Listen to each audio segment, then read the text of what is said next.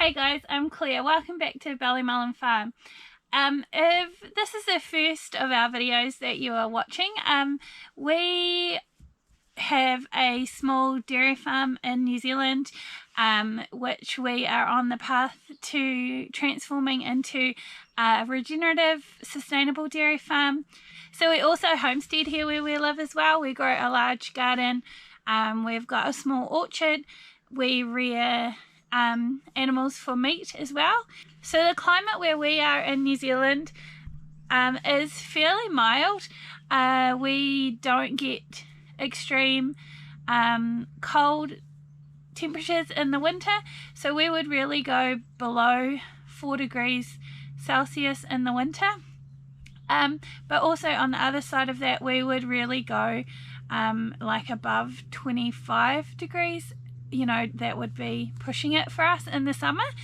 So I'm going to be trying a little bit of an experiment this autumn.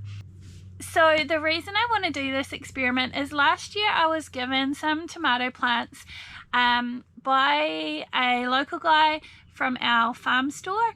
So he had given me 4 different tomato plants that he had started in autumn, and he had kept them over winter. By the time he gave them to me, they were kind of about this height, so pretty decent size, really healthy looking, and he always starts this in autumn, overwinters them in his greenhouse, and then when it gets to spring, plants them in either outside or into his greenhouse. I was really intrigued by this because I've always started my tomatoes in early spring, kind of like, and yeah, it was really interesting to me that, the tomatoes, a lot of the tomatoes he gave me when mine were like just kind of popping up, were like flourishing and doing really well. So I thought I would give it a try this year. So I have got a few tomatoes in the garden that have self-seeded. So we've already had here what they have called what was going to be our coldest day of the year. That was, I don't know, like maybe about a week ago. They reckoned that was the coldest that we were going to get throughout winter. So we'll see. We may get some other cold days. Usually sort of, I don't know, in July is... This is not too cold really, because we don't really get very cold, but so yeah, I just thought it would be interesting to try taking some of those plants out of the garden. They've gone through that coldest day of the year already, which I think is kind of testament to how hardy tomato plants can be. I'm going to pot them up just into these size pots, and I'm going to see if I can overwinter them and then plant them early out into the greenhouse in early spring. So the only thing with that is that I don't know what varieties that I have growing because they're all self-seeded. But the good thing is that I like all the varieties I grow anyway, and then once they have fruited I'll be able to tell what they are. There are tomato plants growing in a few different areas of the garden as well. So I'm kind of guessing that they're all going to be different varieties, which will be good too, that we won't just have all of the same varieties.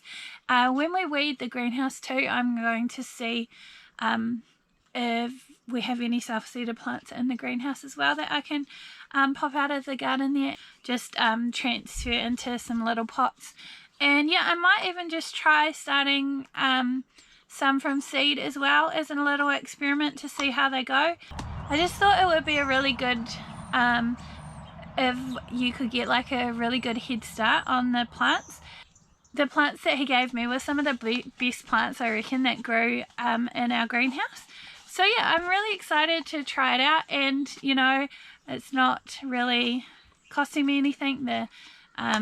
Apart from like a bit of seed starting mix that I had left over from last season anyway. So what I'm going to do, because seed starting mix doesn't have any like nutrients in it or anything, so I'm going to put some wool in the bottom of this. I've got some nice pooey wool here from our sheep, so I'm just going to put like a decent chunk of that in the bottom. That'll just help with moisture, keeping some extra moisture in the bottom of the pot as well. And then I'm going to pop the seed starting mix in and then transplant the tomatoes into these little pots. If I can figure out if they have tags, any tags in the garden there where they are, hopefully I can figure out what I have. These, I have two that I did yesterday, so you can see, you know, they're pretty decent looking tomato plants. The only thing is I'm going to have to remember to come out here and water them, so that's probably going to be the biggest obstacle, because I feel like in early spring you're excited to get back out into the garden, and you know, you're out here a bit more regularly, so I might have to just set a reminder on my phone or something like that so I remember to come out and water them.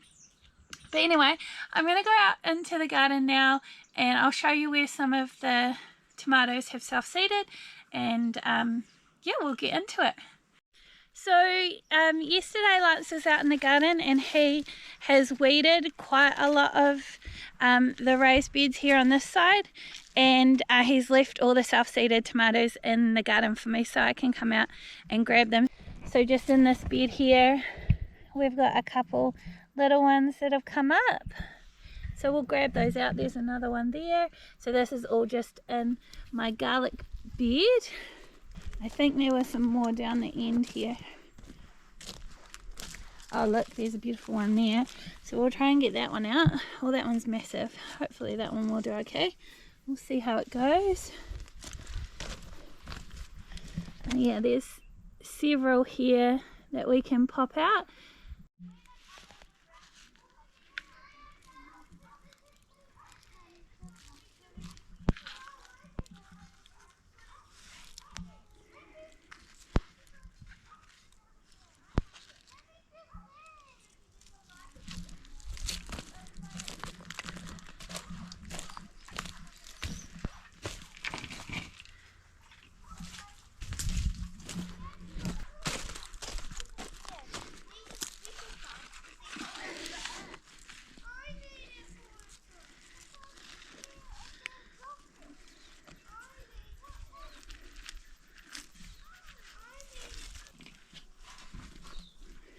Alright, so I'm just taking a close-up look at these ones, and you can see they've got a little damage on their leaves. I'm going to try them anyway.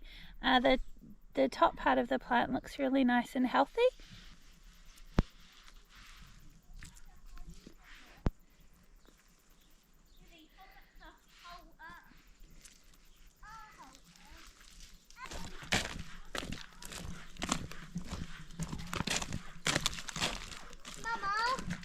Yeah. Mama? Yeah. Okay, so I've went out to the garden and I've dug up all the tomato plants that I thought looked okay to give a go. Some of them have got, like, I'd say this is from the little bit of a frost that we got a week or so ago. So I'm just going to, I don't know if I'll pick those off. I might just leave them until they get a bit bigger at least. So I'm going to just take all these bottom leaves off, and then I will plant them in the little pots up to about there. So yeah, like I said, I don't know what varieties they have. There were no tags in the gardens. I think what I've probably done is when I was starting seeds, I would have just chucked out any empty pots into the garden, and any seeds that were left over have probably just sprouted in the garden. Okay, so I'm going to start potting them up.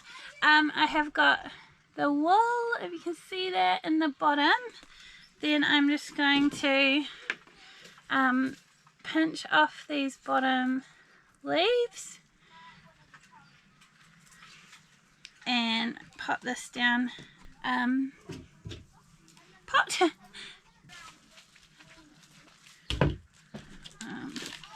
It's looking nice. Yeah, so I'm just covering it up, planting it quite deep into the pot, and then covering it with the seed starting mix.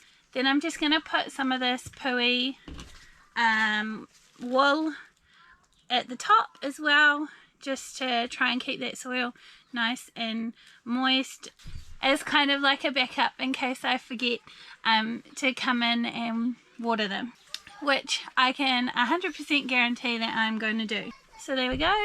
Yeah, and I'm just going to do this now with the other ones that I pulled up as well. I did pull out this one that is quite big. You can see that it's already like wilting. I'm just going to see how it goes. Like, I don't have anything to lose. It was just a free plant in the garden. Usually I find that if they do wilt like this, they pick up okay. I'm going to give it a go.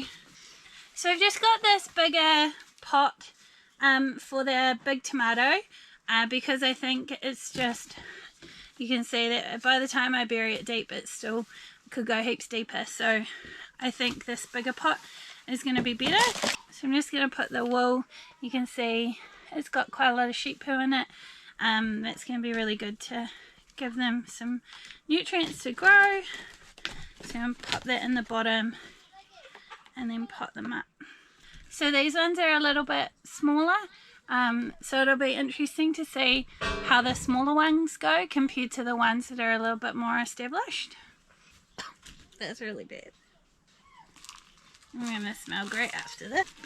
I did actually think about, with that bucket, like how that would be a good way to make a liquid fertilizer, because wool has got like a lot of really good nutrients in it, and I just thought like soaking it like that, you know, like you do with seaweed or like you do with the fish carcasses, it would be just another way to make liquid fertilizer. So I think that would be worth an experiment.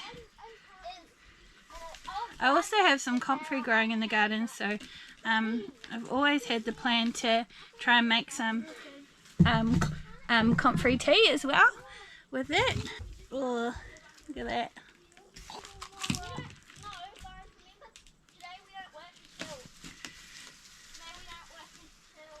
Alright, one to go. This one's probably the tiniest one. Oh, I've just dropped it all over my phone. So I just use these trays that I got from Kmart. I think they're about $4 each. So I just use these to settle my plants on, and then I can, it kind of captures the water, and I can bottom water plants.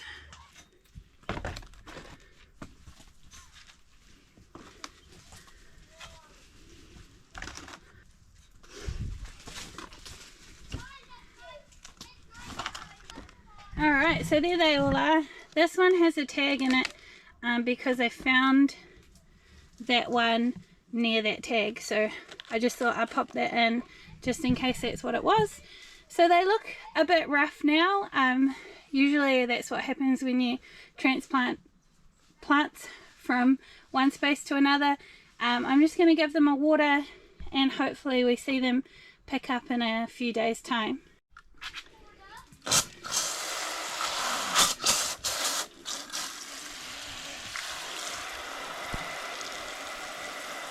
So I will come and check those, probably not tomorrow but the next day, and see how they're going. I just actually plugged the hose into the greenhouse irrigation to water these, and I spotted some really healthy looking tomato plants in there as well that have self-seeded.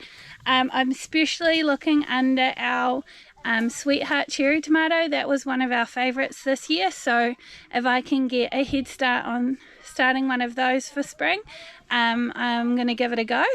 I'd love to know whether you've tried anything like this. When do you usually start your tomatoes? Have you tried starting them in autumn before? Yeah, I'm really interested to give it a go. I think I'll probably just try a few seeds in a pot as well, and see how that goes, because it was just amazing having those really established plants like really early in spring ready to go on the ground. And we just got some really early amazing tomatoes, and the plants have actually lasted really good all season long as well.